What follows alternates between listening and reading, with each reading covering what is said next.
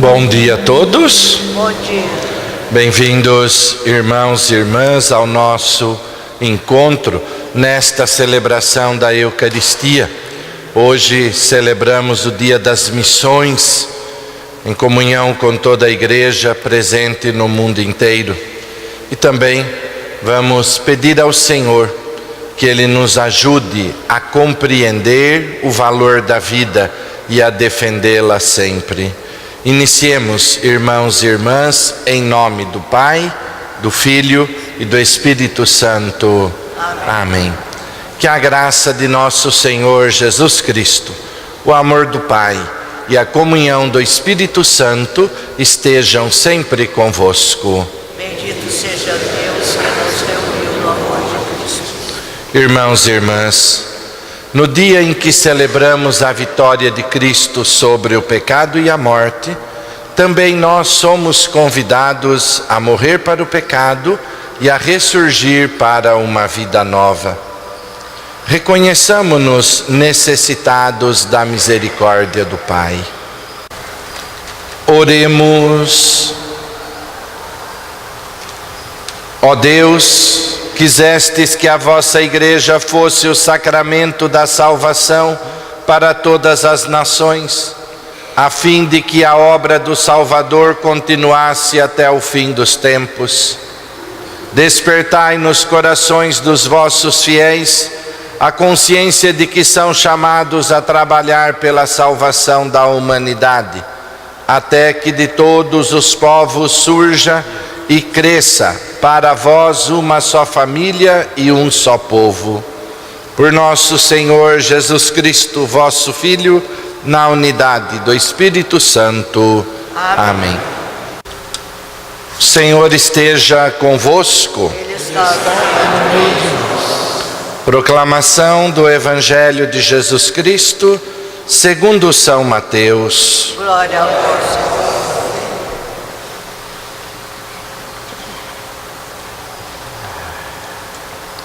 Naquele tempo, os fariseus fizeram um plano para apanhar Jesus em alguma palavra. Então mandaram os seus discípulos, junto com alguns do partido de Herodes, para dizerem a Jesus: Mestre, sabemos que és verdadeiro e de fato ensinas o caminho de Deus. Não te deixas influenciar pela opinião dos outros, pois não julga um homem pelas aparências. Dize-nos, pois, o que pensa. É lícito ou não pagar imposto a César? Jesus percebeu a maldade deles e disse: Hipócritas, por que me preparais uma armadilha? Mostrai-me a moeda do imposto. Trouxeram-lhe então a moeda, e Jesus disse: De quem é a figura e a inscrição desta moeda? Eles responderam: De César. Então Jesus lhes disse: Dai a César o que é de César, e a Deus o que é de Deus. Palavra da salvação. Glória a vós, Senhor. Meus irmãos e minhas irmãs, queridos todos no Senhor, na primeira leitura, o profeta Isaías mostra para nós e declara que a ação de Ciro, rei da Pérsia, é conduzida por Deus. Ciro é ungido pelo Senhor e apresentado às nações, e lhe é determinada uma missão. Ciro é apresentado como um rei bom, um homem que colaborou para que o povo de Deus voltasse do exílio da Babilônia e reconstruísse Jerusalém e o seu templo. E eles viram na ação deste rei a ação de um homem bom, iluminado, inspirado por Deus. Ciro recebe uma investidura, como lembrou o profeta: chamar-te-ei pelo nome, reservei-te, armei-te como guerreiro. Ciro não conhece o Senhor. Ciro não conhece o Deus de Israel. Ele conhecia outras imagens de Deus. Porém, o Senhor conhece Ciro. E o Senhor vai agir no coração de Ciro. Esta escolha e dignidade de um rei estrangeiro mostra a revelação da soberania do único Deus verdadeiro, que tem o domínio sobre todos os povos. O que Deus realiza na vida de Ciro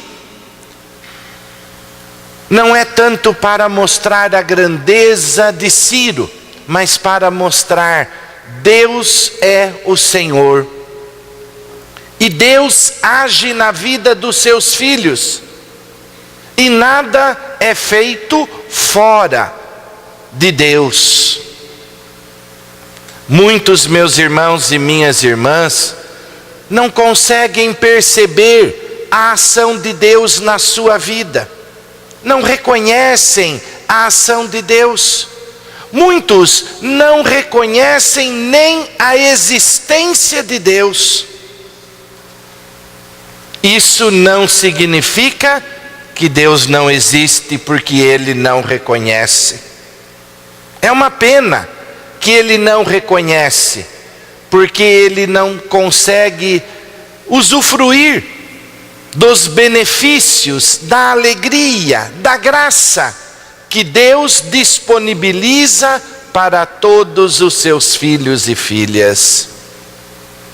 Ciro não sabia, mas Deus estava agindo na vida daquele rei. E aquele rei se tornou um homem bom, um instrumento de Deus para trazer de volta o povo que estava no exílio, para reconstruir Jerusalém, para reconstruir o templo, sinal da morada de Deus no meio do seu povo. E meus irmãos e minhas irmãs, no Evangelho, algumas pessoas que nem combinavam muito, porque nas posturas eles eram diferentes, eram inimigos nas ideias, inimigos nas posturas políticas, eles acabam se juntando à aristocracia religiosa e intelectual. Eles se juntam e vão provocar um diálogo com Jesus. A intenção do diálogo: armar uma cilada para o Senhor. Aquela conversa visa desacreditar a autoridade do ensinamento de Jesus. A intenção deles não era o respeito por Jesus, querer aprender do Senhor, era expor Jesus ao ridículo, para que as pessoas não acreditassem mais na palavra de Jesus. E eles acabam apresentando uma questão intensa, e eles vão querer conversar com Jesus sobre a validade ou a liceidade do pagamento do imposto a César. Era uma questão que incomodava profundamente os judeus. O imposto sempre foi uma forma de exploração. Sempre foi uma forma de exercer a tirania quando ele não é exercido com justiça. E nem sempre é.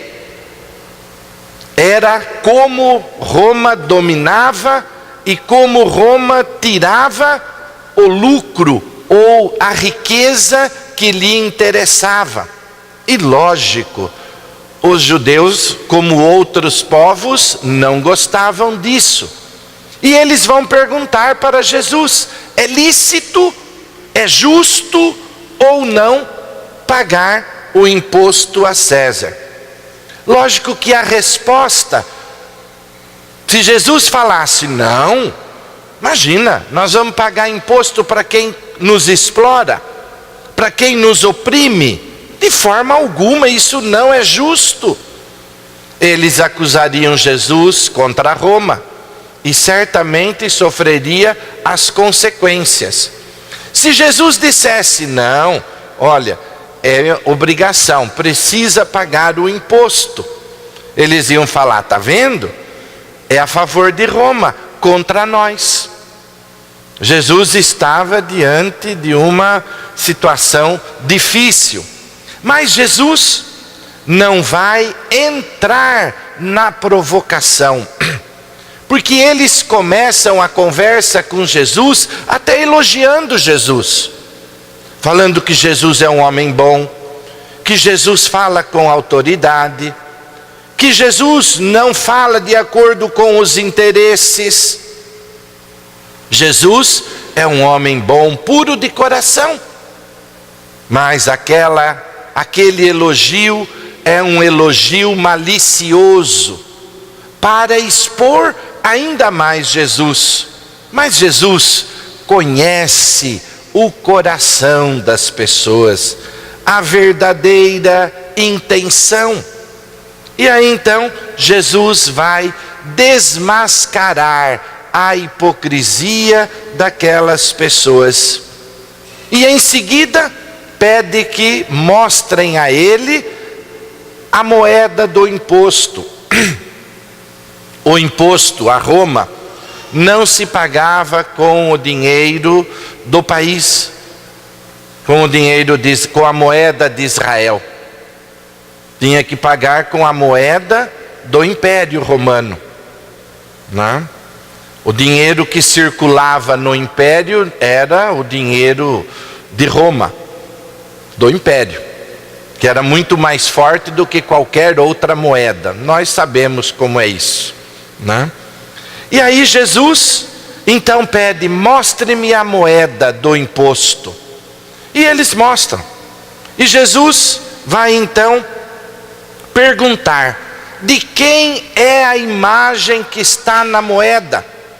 E eles vão responder: de César. E na moeda tinha lá César Augusto, filho de Deus, rei divino. Porque o imperador era confundido também, era tido, aliás, confundido não, era tido como divindade, a quem os súditos deviam também adoração, filho de Deus. E aí Jesus vai dizer a célebre frase. E a frase de Jesus é um juízo que ele estabelece: dai a César o que é de César, e a Deus o que é de Deus. Jesus é perguntado sobre os direitos de César. A questão do imposto eram os direitos do imperador, mas Jesus responde apresentando os direitos de Deus. A resposta de Jesus é invertida. E os direitos de Deus ninguém perguntou. E é a questão fundamental que Jesus responde e que Ele quer que a gente reflita. Ele não quer que a gente fique refletindo sobre o imposto de César. Toda esta moldura que eu falei até agora é para a gente compreender a questão. Mas isso não é o fundamental. O fundamental é dar a Deus o que é de Deus. E o que é de Deus? A vida. A vida. Dom que Ele deu a todos os seus filhos e filhas. E nós, ou em nós, nós carregamos uma imagem muito mais importante do que aquela que a moeda traz. Porque nós somos imagem e... Vamos repetir porque isso é importante. Nós somos imagem e semelhança de Deus. Vendo como Jesus inverte a questão? Isso que está impresso em nós é muito mais importante do que a figura da moeda. A moeda representa as relações de um sistema injusto, opressor, e nós carregamos a imagem de um Deus que quer vida, liberdade.